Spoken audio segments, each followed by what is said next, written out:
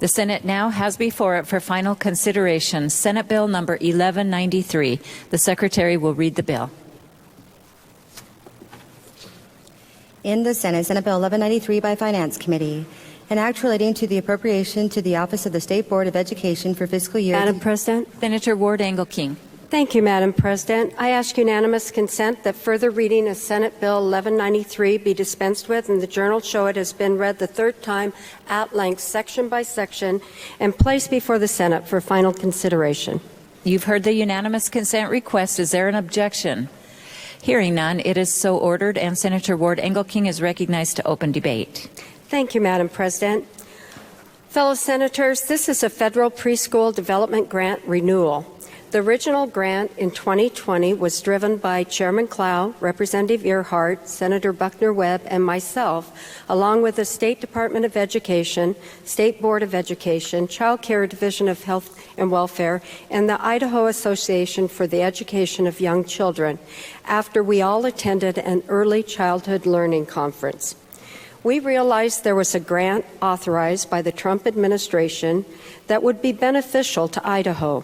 Thankfully, Idaho Association for the Education of Young Children stepped up and agreed to do the necessary application as we were up against a time crunch. We were all anxious to pinpoint Idaho's current resources and identify the needs that might exist for our families and communities. So a needs assessment was done. This needs assessment sought input from state agencies, university partners, local collaboratives, and stakeholders from across the state. Local collaboratives include local agencies, schools, child care providers, early childhood educators, parents, and other stakeholders with an invested interest in early childhood education. This brings us to Senate Bill 1193. In January 2021, the Office of the State Board of Education was notified that it was the recipient of a federal grant from birth through 5 years of age to support the development of Idaho's early childhood care and education system. To administer this grant, the Office of the State Board will partner with the Idaho Association for the Education of Young Children, a registered 501c3 operating in Idaho. So, and I just need to say that unfortunately, some of the information you've received has been misguided, misunderstood, or simply not true. This renewal grant is about supporting the needs of our families, businesses, communities, and most important, our children. The 3-year preschool development grant renewal funds directly support the goal of the grant, which is to support families, improve school readiness, and help with the unique needs of Idaho's communities in an individualized way. This grant was written by Idahoans for Idahoans with significant input and involvement of rural communities where the majority of these programs will exist. The grant was prepared with consultation from the Governor's Office, State Board of Education, and was approved by the Trump administration. This grant supports local collaboratives to develop relationships with local businesses and identifies funding streams to sustain their program beyond the 3-year grant. These local communities are able to determine the best system that works for their unique needs and families. This model was developed in direct response to the recommendations from the Idaho legislature to seek bottom-up solutions to meet the challenges associated with school readiness and early learning needs. Other activities written and approved within the grant will build foundational supports for families and early childhood educators, which directly relates to the grant's goal to improve literacy and school readiness. Finally, I would just want to say that the Idaho Association for the Education of Young Children involvement in the grant has the support of all the stakeholders, including U.S. Senators Risch and Crapo. The Idaho State Board of Education will be the designated state agency to receive the federal grant and work closely with IDA-EYC to ensure the grant is administered to meet the objectives identified in the needs assessment. The goal is to provide education resources for children ages birth through 5 in multiple formats and support locally controlled, high-quality, and family-focused programs and educators that support the optimal growth and development of our young children.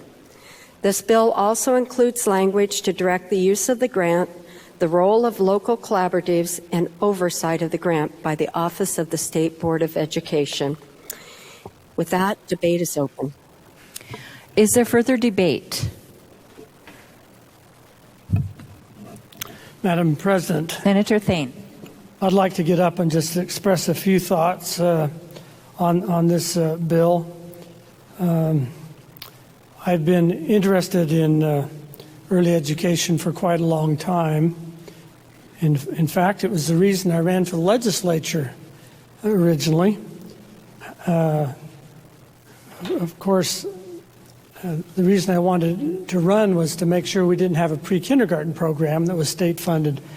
The reason at the time was that pre-kindergarten 17 years ago basically gave the responsibility to the state to have another year of school to teach 4-year-olds.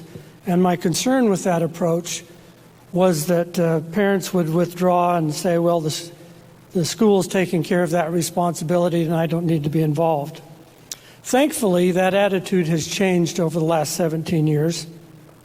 Now most early educators understand you have to have a 2-generation strategy, which is you have to work with the parents and the students, because parents or students or children are under the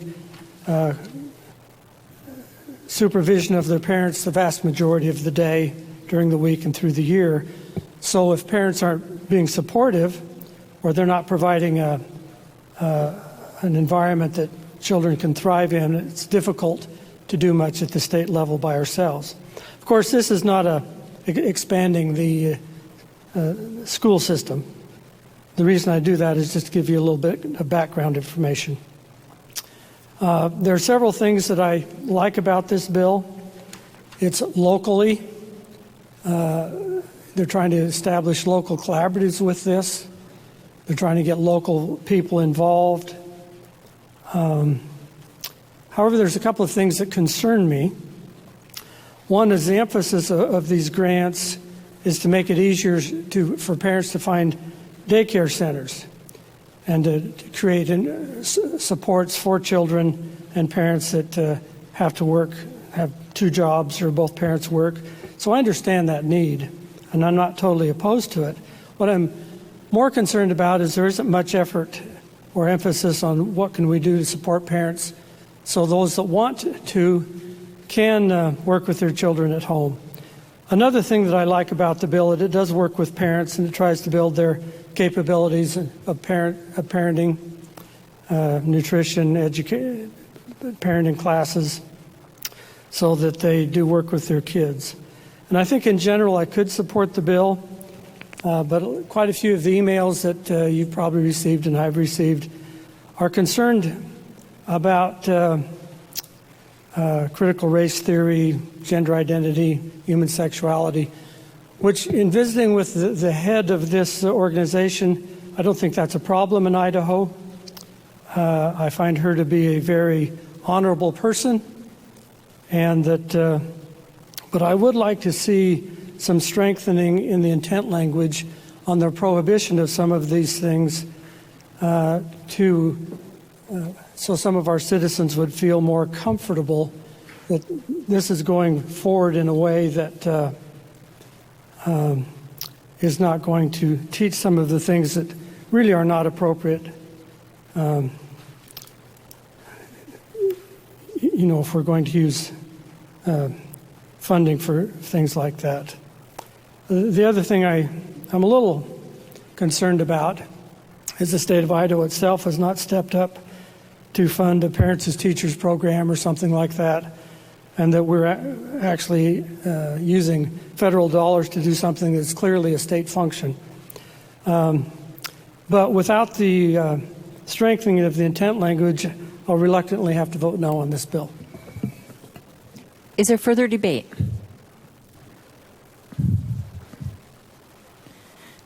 Madam President, Senator Lee. thank you. To debate in favor of the bill, I have heard the arguments against funding this program, but simply, Senators, we have been supporting early literacy in many iterations for a long time. This is about helping our children learn to read and write and gain these skills that sometimes, unfortunately, they show up to school without. And it takes a long time to help children remediate these deficits. If children are not reading by the third grade, we know statistically they are less likely to be successful and less likely to graduate from high school and less likely to be able to contribute to our economy and to be able to take care of themselves and their families. I think we have a great opportunity to watch this program. We have seen the Idaho Association of the Education of Young Children do good things in our state. I do not disagree that we need to continue to be vigilant and to monitor what is happening. But this has, as the good senator from 8 represented, the director is an honorable person, and this is an honorable organization that is filling a great need in our state. We contribute millions of dollars to career and technical education every year in our state. We know that that's very important. We've supported apprenticeship programs, things that we're doing in the high school. If we invest in early child education, we get almost a 5-to-1 return on those dollars.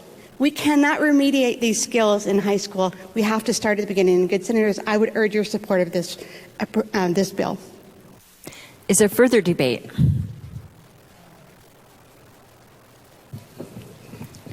Madam President. Senator Crabtree. Thank you, Madam President. Well, Senators, this is an interesting conversation about this bill. I don't know if any of you got the emails that I got, but I got hundreds of emails about this particular bill. Did you? I had to look up, because I knew a little bit about this bill, I had to look up the number to understand that they were talking about the same bill. You know, I heard discussions of critical race theory that was going to be a leftist agenda, and I'm going like, hold it. $30,000 of private money from the biggest businesses in Idaho wrote this grant. We're talking big business, Western States Equipment, Caterpillar, John Deere. Those people, as I know them, are not leftists, okay? They wrote this to the Trump administration. Now, I don't believe that the Trump administration doles out things for leftist agendas and for critical race theory. So the guidance for this grant was put together by the Trump administration. So I look at this as like I'm trying to understand, you know, the old Judge Judy thing. If it doesn't make sense, it might not be true. Well, it's not true. This is meat and potatoes, business in Idaho, Trump administration stuff. Now, how does that relate to my own district? Here's how. Talked to an administrator in one of my schools, and I said, how are we doing at preparing kids for first grade? We want them, of course, to be prepared by their parents. That's the big deal. How's that going? He tells me 80% of the kids coming to his first grade are not prepared for first grade. So while we want to have the parents do it, clearly that's not working out. We need to help the parents for many reasons. I don't know all the reasons that they can't prepare their children, but I know they want to. So let's give them a leg up. This is a common sense approach from business in Idaho, and the Trump administration makes sense to me. Thank you. Is there further debate? Madam President. Senator Sousa. Thank you, Madam President. Would the good senator from 18 stand for a question, please? Will the senator from District 18 yield to a question from the senator from District 4? Thank you, Madam President. I will. Senator Sousa. Thank you, Madam President. Good senator, I'm looking at the bill under Section 3, and it is on line 32 that my question is. It says the stakeholder participation shall include parents and families, and the list goes on then, early childhood educators and others. So can you tell me how much of this grant money will be made available for in-home education by parents of their young children? Senator Ward Engelking. Thank you, Madam President. And Senator from 4. 4, thank you. I can't tell you the exact amount, but I know that when parents participate in this, it's to gain knowledge that will hopefully, and resources that will hopefully help them in their home. I know that in the previous grant, there were kits sent out to parents that they could use that had a lot of resources in them. So I'm sure that if there are resources available, parents will be able to use those at home. Would the good senator, Madam President, would the good senator stand for a follow-up question, please? Will the senator yield further? Yes. Senator Sousa. Thank you, Madam President. Senator from 18.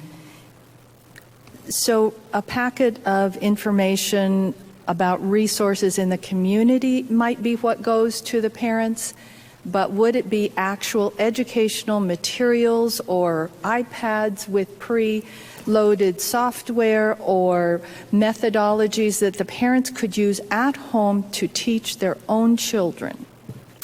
Senator Thank you. Ward Engelking. Thank you, Madam President, and thank you, good Senator from 4. I'm glad you asked that because the reality, that will be left up to the decision from each local collaborative, and I'm assuming they will want some of that type of information, type of devices, things to go home with parents and children. It will be left up, though, for each of those local collaboratives to decide what the needs are for their unique individual area. Thank you. Is there further debate? Madam President. Senator Nelson. Madam President.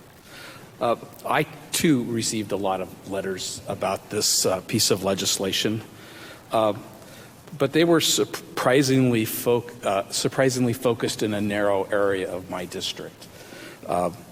The communities of Kendrick and Julietta, which are small towns in the south part of Latah County, they're each about 300 people, and they have a joint school system, sent me many letters, and including a joint statement from their collaborative that had 100 co-signers. And I guess I want you to think about it. I'm getting 100 signers from a community of 600 about this particular piece of legislation. And they're very much in support of it. And so, Madam President, if I can quote from the letter from the Kendrick Julietta Early Learning Cooperative, I would like to. Having identified the source, the senator may read. Thank you.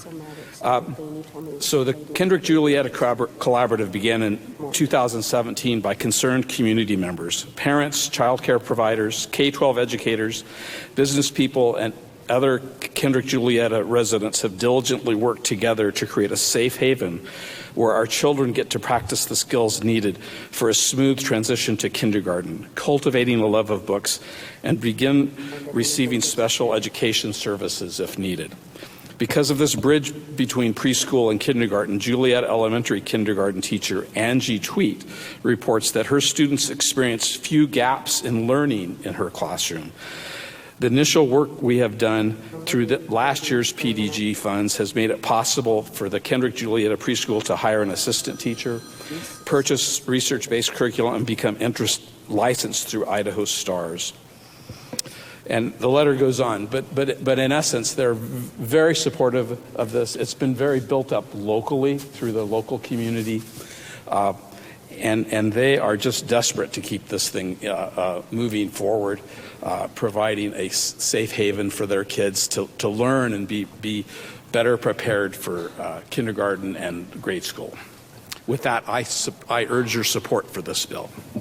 Is there further debate? Madam President. Senator Den Hartog. Thank you, Madam President. Would the senator from 18 yield to an inquiry? Will the senator from District 18 yield to a question from the senator from District 22? Madam President, yes, I will. Senator Den Hartog. Thank you, Madam President. Good Senator. Looking at the appropriation, a little over $5 million, is that all to be spent in this current fiscal year?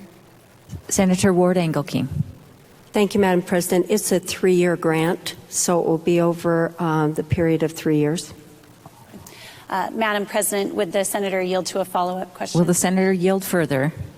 Yes, I will. Senator Den Hartog. Thank you, Madam President. Senator from 18, understanding some of the concerns that have been expressed, at the end of that 3-year period, will we have the ability to evaluate how the program has been implemented, the types of materials used, what parents thought about the program?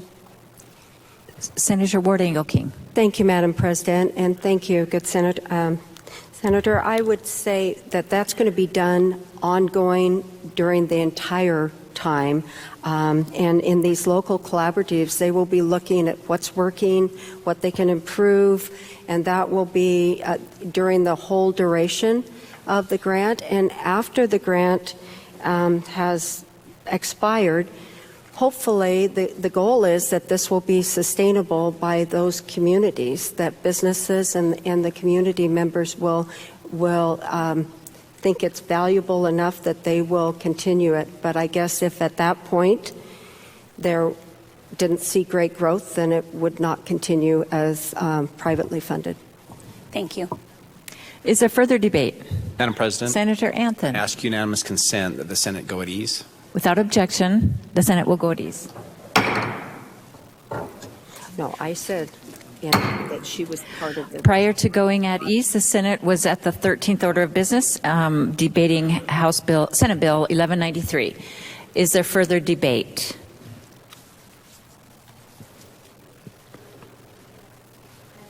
Senator Zito. Thank you, Madam President. I'd like to discuss the bill. First, if it's okay, I have a couple of questions for the good senator from District 18. Will the senator from District 18 yield to a question from the senator from District 23? Thank you, Madam President. Yes, I will. Senator Zito. Thank you, Madam President. I'm curious, in the grant, it talks about federal requirements that are to be satisfied and that the SBOE is responsible to make sure that they are satisfied. It doesn't go into what those are in the grant outline. What are those requirements? Senator Ward Engelking. Thank you, Madam President. And I'm not sure I know all of the requirements.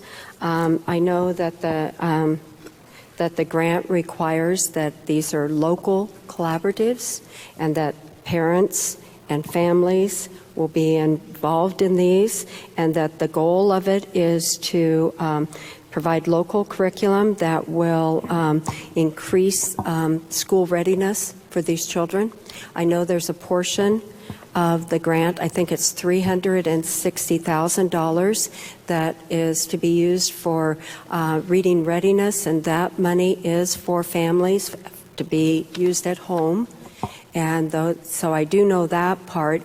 I may not know, I'm sorry, I don't know every single bit of the grant. It's a very detailed grant, so sorry. Thank you. Could I ask another question? Will the senator yield further? Yes, I will. Senator Zito. Okay, thank you, Madam President. Okay, so my next question is, and I think I misunderstood, the way I understood it, that this grant was for $6 million for this year, then an additional $6 million next year, and an additional $6 million the next year, for a total of $18 million. But I understood that possibly it's $6 million that will be spread out over 3 years. Senator Ward Engelking. Madam President, you are correct. Senator, it is $6 million per year for 3 years. Okay, thank you. Thank you for that, good senator from District 18. And then I received... Senator Zito, did you want to ask another question? No, or do you I'm want done. to debate? Thank you. But I have more to say. But that's asked all my questions. Okay, Well, so to debate the bill? To debate the Yes, bill. go ahead. You have Okay. the floor. Thank you, Madam President. Okay, so I know that when we talk about these appropriation bills and money that come into our state, when we're discussing the money end of it, we're often told that it's simply a discussion on the money, that discussion on policy doesn't really have a place. But I would just like to submit to you that money often drives policy, and I believe that's what we're seeing here today. So I'd like to focus a little bit on the policy that is being driven by a $6 million federal grant. This is $6 million in federal debt. This is money that we will pay back, our grandchildren will pay back, and possibly into perpetuity. We are the government. The government is not some benevolent overseer of the people that has a mind and a driving force of its own with its own income. That's our money, and we're paying it back. So I often wonder how this state can claim to operate on a balanced budget when we fill our accounts with billions, not millions of dollars of debt. These are not tax dollars that come back into our state. This is debt that for generations our children and grandchildren will work to satisfy if that ever happens. To look at our children and our grandchildren and even ourselves and say that this is tax money coming back into our state, and if we don't get it, it will just go to someone else, would be like looking at a drug user and telling him if he didn't get those drugs from his pusher, the pusher will just sell them to someone else. It makes absolutely no sense. Idaho already provides a volunteer program. It's called the Head Start program. I often go to read to the children in the Head Start program that's closest to where I live. Head Start has published a report that by their own research tells us that Head Start children as a rule perform slightly, but not significantly better on achievement tests than their non-Head Start peers up to the 3rd grade. Then there was no difference in achievement scores tests from the 3rd grade to the 6th grade. Research shows that children in Head Start are falling behind and often are not ready for school. These words are from their study, Strengthening Head Start, What the Evidence Shows. Government does not have the answer. So the money. $1.382 million go to existing providers. $1,849,000 will go to new programs. $2,480,000 go to oversight and regulation. Studying the flow of this funding, it does not take long to see that this is a very large agency-heavy system where the government will also be collecting data on our citizens from crib to 5 years old. Recent evidence involving another Idaho agency would lead us to believe that we must be very careful and to know exactly where our data is going and what it would be used for. The acceptance of this grant will codify involvement of the Idaho Department of Education into the lives of children from birth to 5 years old, at a time in their age when families and association with close family members should be most important. Beginning at this young age, a program like this is grooming our future adults to just accept that the government will have a major role in providing for them in their lives. The Idaho Association for the Education of Young Children claim they do not follow the agenda of the National Association of the Education of Young Children. But a 2019 conference webpage recommended that the teachers read the article, Moving Beyond Bias Practices. The NAC's flagship book quotes Carol Bunsen Day, saying, "White children definitely need anti-bias education. So do children of color, although the specific work differs from that of white children." My question is why? May I read a couple of pages from one of the recommended books? Senator Zito, if you would, A the is title. collectivism. Having properly identified the source, the senator may read. Now, as I read this, I would like you to keep in mind these are books that I'm being told are recommended from birth to 5 years old. E, equal rights, black, brown, or white, clean and healthy is a right. Every place we live and play, environmental justice is the way. S is for sun, soul, solar, superstar, stellar power, fuels all life, not just flowers, energized homes, cars, and showers. Silly, selfish scoundrels sucking on dinosaur sludge. Boo, hiss.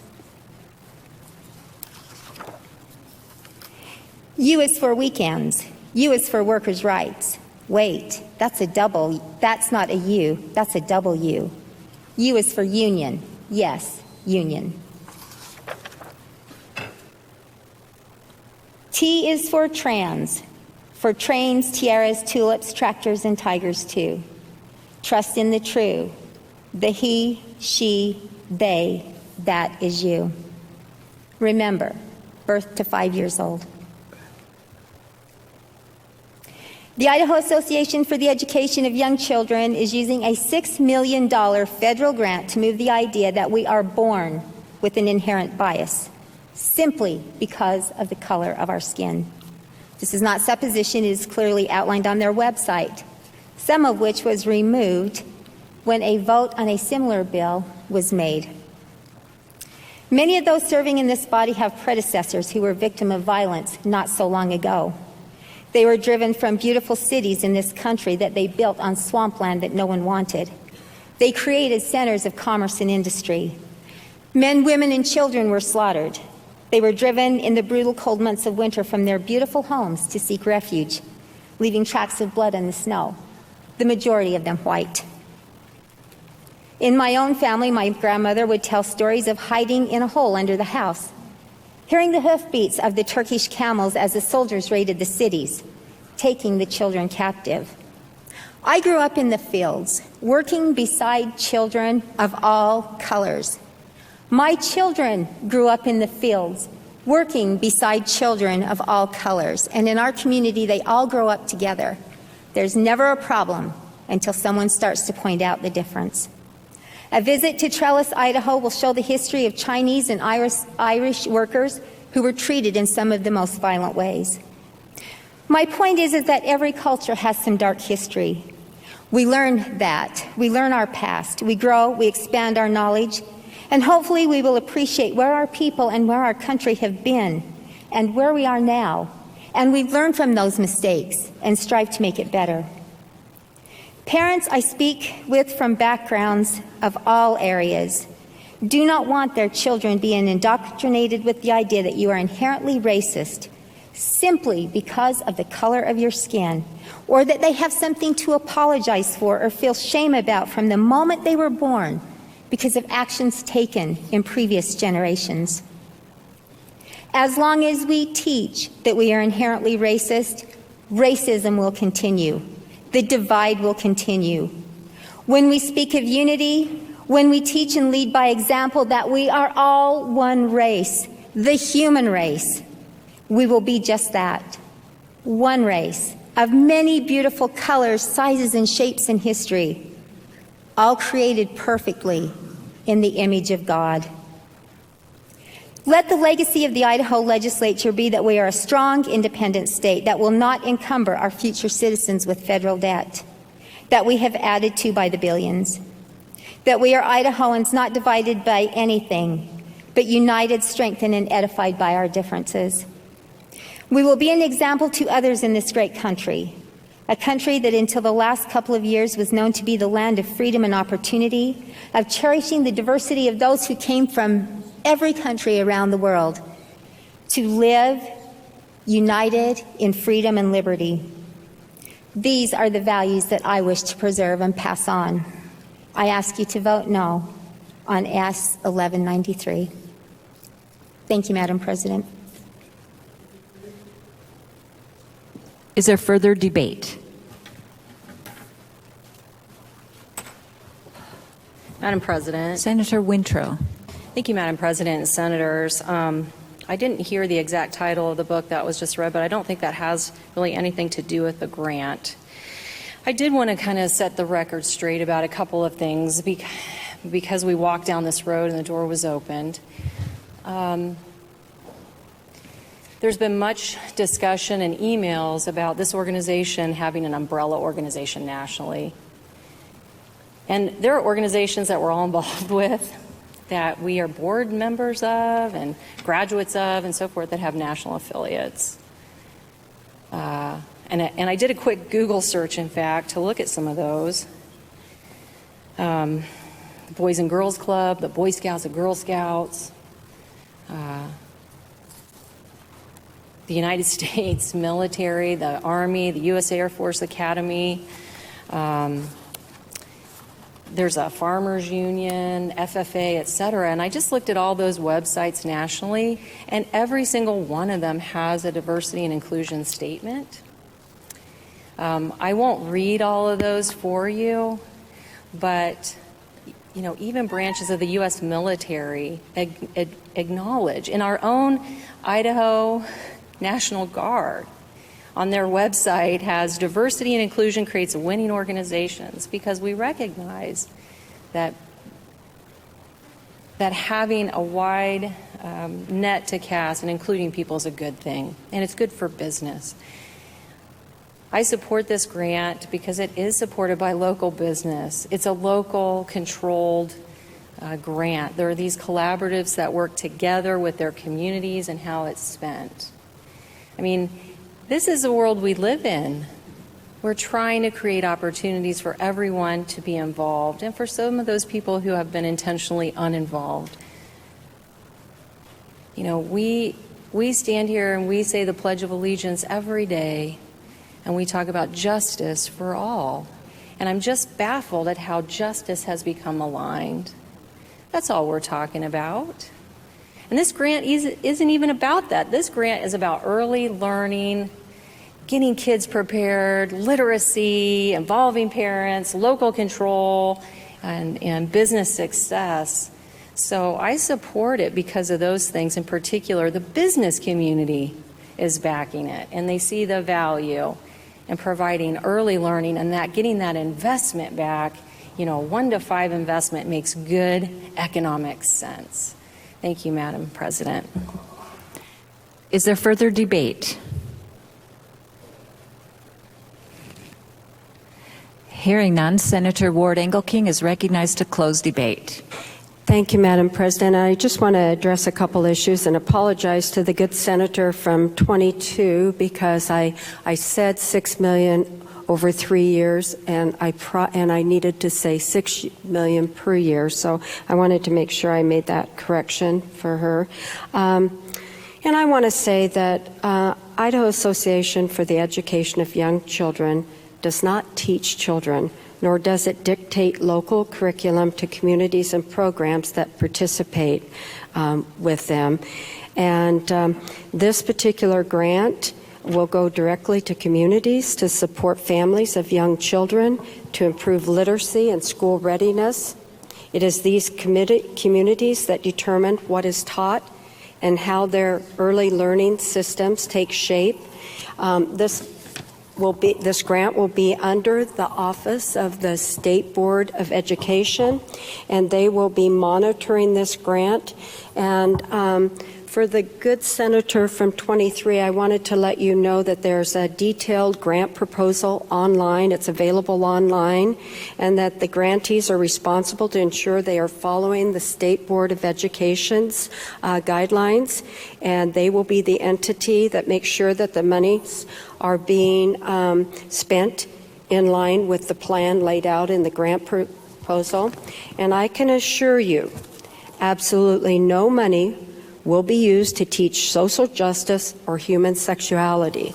This bill is about teaching reading and math to our young children and making sure that they're ready for kindergarten.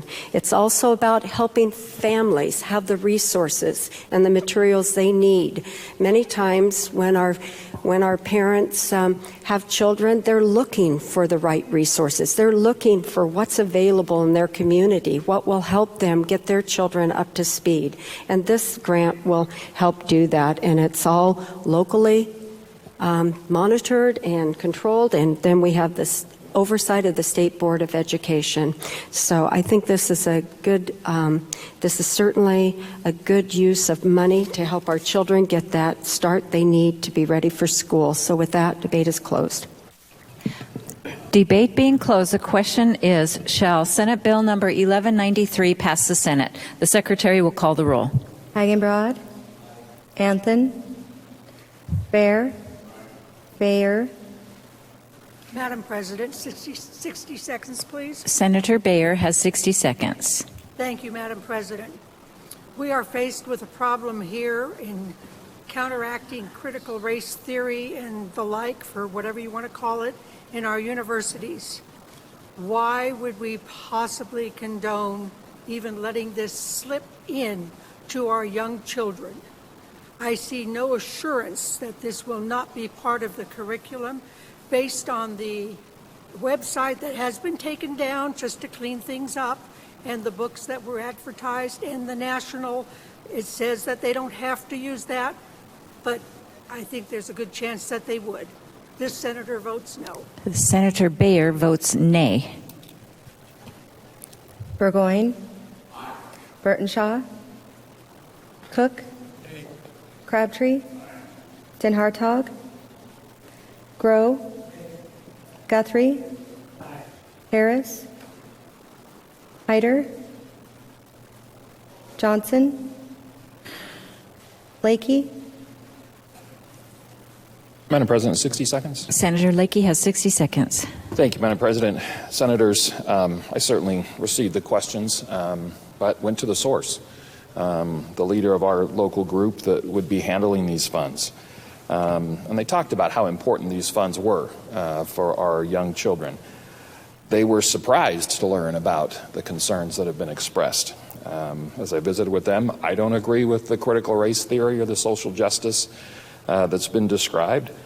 They have the same feeling. They haven't seen it, they don't do it, and they won't do it in Idaho. So appreciate the explanation also from the senator from 7 as to the source of this program, and that we have the opportunity to monitor it, and Senator votes aye. Senator Lakey votes aye. Lee, Lent, Lodge, Martin, Nelson, Nye, Patrick, Robbie. Madam President, Senator Robbie. having not debated for or against the bill, 60 seconds, The please. senator has 60 seconds. To me, this bill is about supporting our businesses. As a small nonprofit director, I've definitely seen revenue loss due to child care related issues.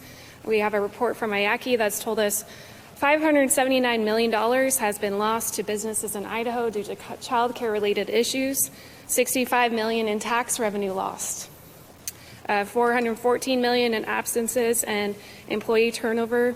We know that child care now costs the average citizen $387 a month. This will save Idaho money. It will boost business, and it will boost tax revenues, and we should vote for it. I vote aye. Senator Robbie votes aye. Rice, Ricks, Riggs, Souza, Madam President, 60 seconds. Senator Sousa has 60 seconds. Thank you, Madam President.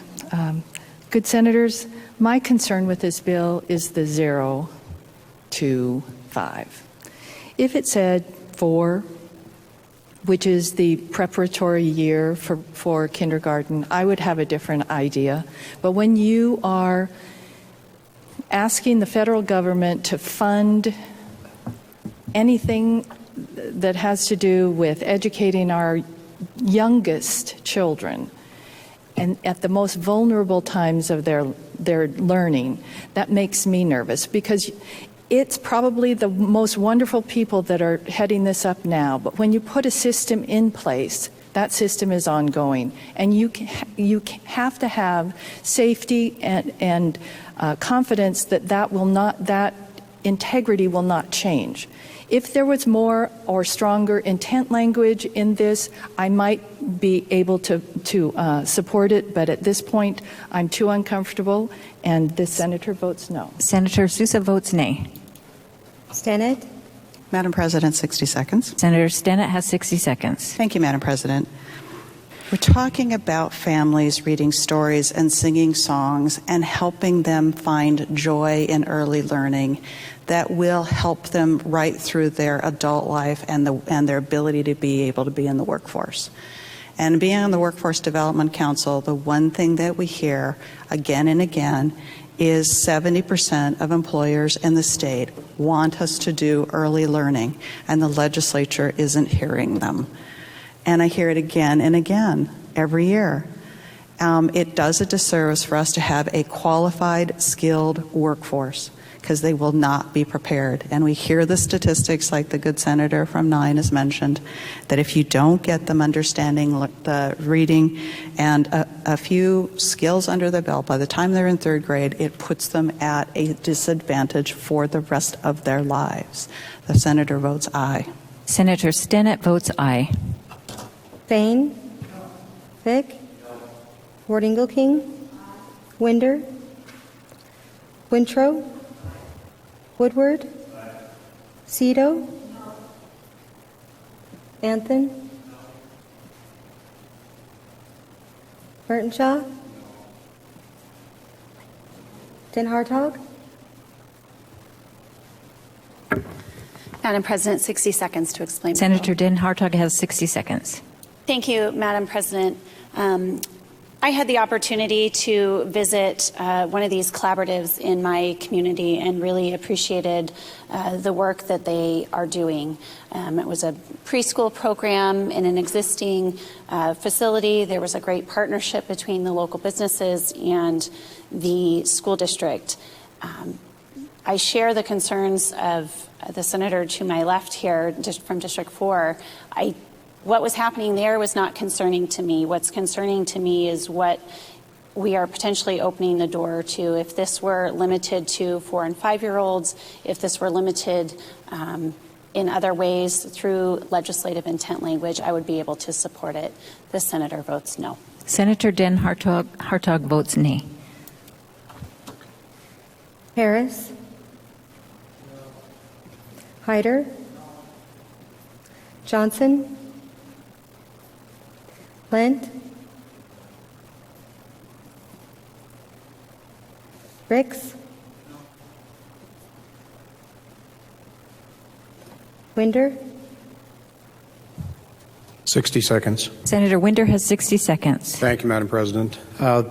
This is one of those that we've had a lot of flame throwing. We've had a lot of misinformation about on both sides. I think there's some, questions about what it would do and what it won't do and what age groups it impacts. But if you think about a family, when does a family start? It starts at birth. And so if you think about that and they're in a home setting, there may be children there that are 1, 2, 3, 4 before they get to kindergarten. So I think there are some positive things about this. My vote's not going to make any difference probably here today, but I think this is an important program. I trust our local people because these are local collaboratives that we can have oversight on, and I'll vote aye. Senator Winder votes aye.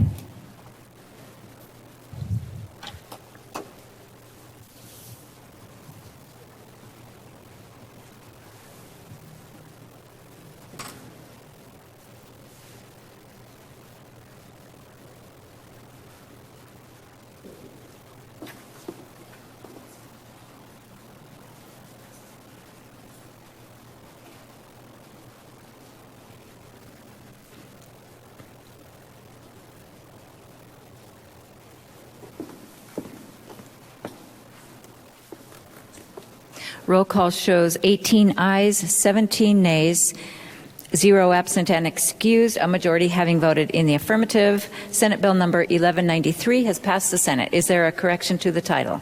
Hearing none, the title is also approved, and Senate Bill 1193 will be transmitted to the House of Representatives.